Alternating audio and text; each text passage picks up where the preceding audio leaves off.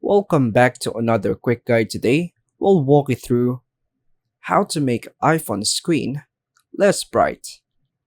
Here are some steps to make your iPhone screen less bright. First, open the Settings app on your iPhone.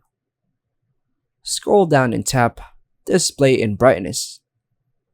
Drag the brightness slider to the left to reduce screen brightness. Turn on auto brightness by going to Settings, Accessibility. Tap Display and Text Size. Now, scroll to the bottom and toggle on Auto Brightness. Go back to the home screen and swipe down from the top right corner on Face ID models or up from the bottom on Touch ID models.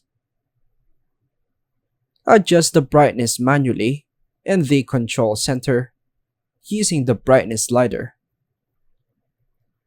Consider enabling dark mode under display and brightness to reduce overall screen glare.